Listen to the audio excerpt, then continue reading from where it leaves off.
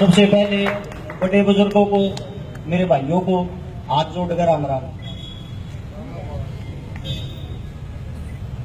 इस गांव में मैं पहले बहुत बार आया हूं। ऊंट दो हैं। तो पहले इस गांव को अगर मैं जानता था, ब्रह्म शक्ति हॉस्पिटल के नाम से जानता था। मैं आगे उम्मीद करता हूं मेरे भाई जो मेहनत कर रहे हैं, इनके कारण आगे हम शहीद भगत सिंह के नाम से इस गांव को जाने कि भाई गांव में बहुत बड़ा ग्रुप है जो बहुत बड़ी सेवा कर रहा। एक मैं मेरे भाइयों को कहूंगा ये बात, जितने भी मेरे युवा भाई हैं, अगर वे चाहें एक वीडियो बना सकते हैं भगत सिंह के नाम की, क्योंकि उनके ऊपर वे दो बात बताऊंगा जो आप लोगों ने नहीं सुनी होगी। मैं कई दिन से भगत सिंह की किताबें पढ़ रहा हूं। मैंने ये देखना चाहा कि भगत सिंह जी जो थे उनके अंदर इतने विचार इतनी कम उम्र में आए कैसे। तो मैंने देखा भगत सिंह से पहले ही उस परिवार ने कितनी कुर्बानियां दी। भगत सिंह का जो पापा था सरदार जी किशन सिंह, वे 3 भाई थे। सबसे बड़ा भगत सिंह जी का जो पापा था, उसके बाद अजीत सिंह जी था, सवर्ण सिंह जी था, जो भगत सिंह के 2 चाचा थे ना। जिस टाइम भगत सिंह का जन्म हुआ वे दोनों जेल में थे और भगत सिंह के पिताजी को भी नेपाल से गिरफ्तार कर लिया था। लेकिन ये बताते हैं, उनकी दादी का कहना है कि वो शुभ घड़ी थी जिस टाइम भगत सिंह पैदा हुआ, उसके पैदा होते ही वो तीनों जेल से छूट गए। वे जैसे ही जेल से छूटते हैं, 1907 की बात है, एक बच्चा जन्म लेता है। 1910 में भगत सिंह के चाचा जी सवर्ण सिंह की जेल के अंदर हत्या हो जाती है, जो बहुत बड़े क्रांतिकारी थे। इतनी कम उम्र में उसकी हत्या हो जाती है। छोटे बच्चे को सुनने को मिलता है कि भाई तेरे चाचा जी की जेल के अंदर हत्या कर दी गई। उसके मन में 3 साल की उम्र में विचार पनपने शुरू हो गए कि आगे बढ़कर अपने चाचा की मौत का बदला लेना है। जैसे जैसे उसकी उम्र बढ़ती गई, उसने एक आदमी की और कहानी सुनी। बहुत कम आदमी जानते होंगे, 1896 में भी एक भगत सिंह पैदा हुआ था, जिसको भगत सिंह अपना गुरु मानता था। वो था करतार सिंह सराभा। एक ऐसी महात्मा ने जन्म लिया था उस टाइम पे। करतार सिंह सराभा 12 साल की उम्र में बाहर पढ़ने के लिए गया था अमेरिका। जब बाहर वो अमेरिका जाकर उतरा ना, उसको उतरते ही ब्लैक मैन, घटिया आदमी, ऐसे शब्द अंग्रेज हमारे को बोलते थे। तो ये शब्द उसकी कानों में सुनते ही वो अंदर ही अंदर जलने लग जाता। उसके मन में सिर्फ एक बात थी, मेरे को बदला लेना है। अमेरिका जाके उसने पढ़ाई शुरू की। पढ़ाई शुरू करते करते उसने मजदूरों को इकट्ठा किया, यानी कि जो अपने भारतीय बाहर जाकर मजदूरी करते हैं, उन सबको इकट्ठा किया। उनको वहां पे जोड़ के वहां से नई क्रांति की शुरुआत की। ध्यान दियो, भारत का आदमी दूसरे देश में जाके 2012 की बात है, 1996 में पैदा हुआ था, यानी कि उसकी उम्र 15-16 साल थी, कोई ज्यादा बड़ी नहीं थी। आजकल के 15-16 साल के बच्चों को कितनी नॉलेज होती है। बाहर जाकर संगठन बनाया। संगठन बनाकर उसने सोचा कि अब क्रांति कैसे आओगी, भारत देश कैसे आजाद होगा। वहां जाकर उसने गदर नाम का अखबार बनाया। न्यूज वाले इकट्ठे किए। हर रोज गदर अखबार में ये छापा जाता था कि भाई सब एकता बनाओ, एकता बनाकर हम देश को आजाद करवा सकते हैं, ऐसे नहीं होगा। 2012 से 2014 तक लगातार उसने बाहर अपने जितने भी भारतीय थे सबको इकट्ठा किया। फिर उसके मन में ये ख्याल आया, अब भाई की तेरे अंदर मजबूती हो रही है, तेरा संगठन मजबूत हो रहा है, अब तू भारत को आजाद करा सकता है। उसको साथ में सुनाई दिया। 2015 शुरू हुआ था कि भाई प्रथम विश्व युद्ध होने वाला है।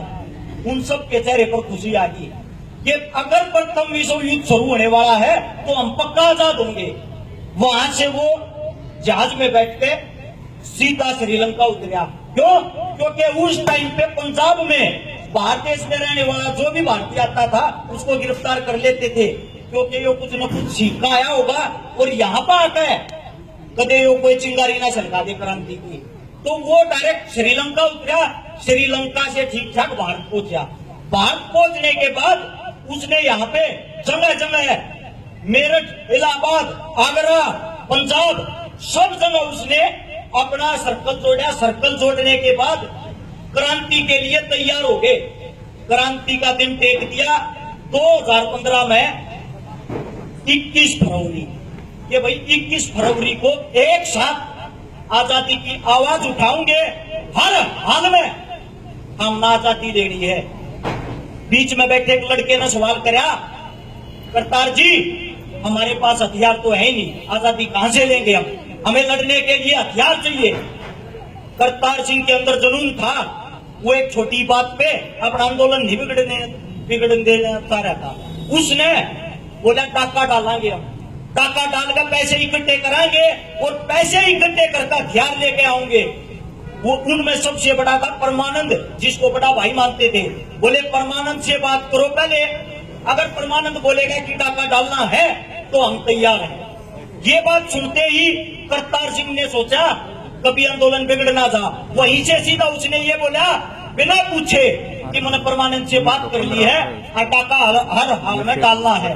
पंजाब में एक गांव में डाका डालते हैं। डाका डालते टाइम जिस घर में डाका डाला एक सुंदर लड़की थी।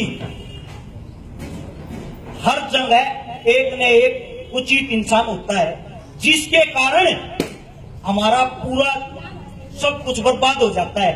एक उचित इंसान ने उस लड़की का हाथ पकड़ लिया। करतार सिंह सराबा ने ये नहीं देखा ये तेरा साथी है, रिवॉल्वर निकाली और उसके सिर पे लगा के बोला या तो इस बहन के पैर पकड़ के इसकी माँ के पैर पकड़ के अभी माफी मांग, नहीं तो तेरे को गोली से उड़ा दूंगा। और तेरे को मैं अब तक गोली से उड़ा देता अगर तेरी आजादी में जरूरत नहीं होती तो। उसने वहीं पैर पकड़ के माफी मांगी। उस लड़की की माँ ने देखा मजबूरी में बदमाश गुंडे बने हुए हैं, ये सच में गुंडे नहीं है। उसने पूछा बेटा आप चोरी डकैती क्यों कर रहे हो इस उम्र में? उसने बताया माता जी हम आजादी चाहिए, आजादी के लिए हम पैसे इकट्ठे कर रहे हैं। उसकी माँ ने बोला आंखों में आंसू लाते हुए बेटा या तेरी बहन बयान जोगी हो रही है और मेरे पास पैसा नहीं है। करतार सिंह लूट का जितना माल ले रहा था वो बिछा दिया और बोला माता जी जितनी इच्छा हो उठा दे। उसकी माँ ने लड़की की ने जितने में साथी हो जाए वहां से उतना धन उठा लिया। करतार सिंह सराबा ने वापिस वो बांधी, उसको कंधे पे लिया और वहां से चल दिए। ऐसे दिल का इंसान और उसकी महज उम्र उस टाइम पे 18 साल थी। वहां से चल के पूरी तैयारी हो चुकी। एक मुखबर हर जगह होता है। आज तक अगर हम गुलाम हुए हैं अपने कारण हुए, किसी दूसरे इंसान के कारण नहीं हुए हैं। करतार सिंह के साथ भी एक करपाल नाम का मुखबर था जो सारी की सारी खबर अंग्रेजों को देता था। उसको पता लग गया कि भाई 21 तारीख को क्रांति छड़नी है। ये बात करतार सिंह को भी पता लगी कि ये मुखबर है और ये सब कुछ बता देगा। उसने चुपके रास बिहारी को बोला, बिहार का एक आदमी था, कि भाई क्रांति किसको नहीं हम 19 तारीख को करेंगे। लेकिन ये बात छुप नहीं सकती थी। करपाल सिंह को उस बात का भी पता लग गया। उसने मुखबरी करी, सारे साथी पकड़े गए। सारे साथी पकड़े जाने के बाद बाहर से रास बिहारी और करतार सिंह भाग गए। भागने के बाद दोनों एक खाट पे लेटे हैं, एक इधर मुंह कर रहा है एक उस साइड, एक दूसरे से बात नहीं कर रहे लेकिन उनका दिल रो रहा। अब जो कुछ हमने इकट्ठा किया वो मिट्टी में मिल गया, सिर्फ हमारे एक भारतीय एक मुखबर के कारण। ये बात सुनकर करतार सिंह ने सोचा कि भाई गिरफ्तारी दूंगा। जाके गिरफ्तारी दी, चौक पे नारे लगाए भारत आजाद करो। वहां पे गिरफ्तारी दे दी, दोनों को पकड़ लिया, जज के सामने पेश करा। जज बोला हाँ भाई क्या किया तुमने? करतार सिंह तोते की तरह बोल रहा और जज बैठा बैठा सुन रहा। एक 18 साल का लड़का अपने बारे में खुद इतना बता रहा है, जज के मुंह में पेन था। जज बोला अभी तक कलम चली नहीं है बेटे, सोचने का समय है, सोच के फिर बता देना। जेल भेज दिए। अगले दिन दोबारा तारीख पे लेकर आए। जज के सामने वही करतार सिंह कल से भी ज्यादा होश हवास के साथ बोल रहा, हाँ मैंने ये सब कुछ किया है और मैं चाहता हूँ कि मेरे को फांसी दी जाए। जज अच्छा सब से कितना पागल है, कितना मूर्ख, मरने के लिए कितना उतावला हो रहा है। जज ने फांसी लिख दिया। फांसी होने के बाद जेल के अंदर करतार सिंह का दादा मिलने गया। बोला रे मूर्ख तू मेरे पीछे तना कोई याद ना करे, तना गाड़ी देने लाग रहे हमारे, अब देख कितना पागल अंग्रेजा टकरा गया इस उम्र में, तेरी कुर्बानी होने के बाद कोई नहीं पूछेगा तेरे को यहाँ पे। करतार सिंह सराबा ने एक बात कही, दादाजी फलाना रिश्तेदार था वो कहाँ गया अपना? उसके दादा ने बताई डेंगू होगा मर गया। बोले फलाना रिश्तेदार था वो कहाँ गया? बोले ऐसा होगा मर गया। बोले आप चाहते हो आपका पुत्र ऐसे से मरे या किसी बीमारी से मरे? मेरे पे ये देश गर्व करेगा कि एक छोटा लड़का इतनी कम उम्र में फांसी चढ़ के देश के लिए मर गया। वे कहानी सुनकर, वे कहानी पढ़कर भगत सिंह बना था। भगत सिंह के अंदर का भगत सिंह उस टाइम जगा था जब उसने ये चीजें देखने को मिली। और भगत सिंह अकेले ने कुर्बानी नहीं दी, राज और कोई कर रहा है, लेकिन वे इंसान थे क्या? उसका चाचा अजीत सिंह विदेश में चला गया था जब 15 अगस्त 1947 को देश आजाद होया। उसने भारत में आकर ये समझा अब देश को तेरी जरूरत नहीं है, डलहौजी में जाकर सब उसने आत्मसमर्पण किया था, मृत्यु को गले लगा लिया था। भगत सिंह वे इंसान थे।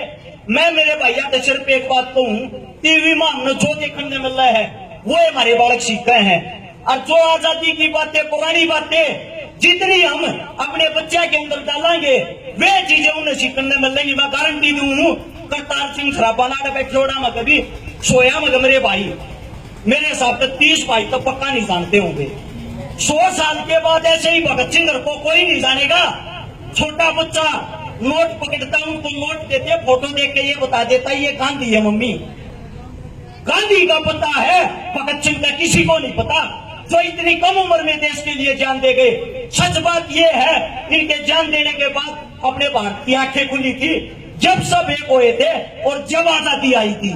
तो मैं मेरे भाइयों से यही विनती करता हूं, जितने भी युवा भाई हैं, अपने तो छोटे जितने भी बच्चे हैं, उनके अंदर ये भगत सिंह, हमारे जितने क्रांतिकारी राजगुरु सुखदेव, सहदेव, इनको दिखाओ ताकि वो ये सीखें। उनको ये नाचने वाली ये चीजें मत दिखाओ, क्योंकि वो उन्हीं चीजों को कॉपी कर रहे हैं।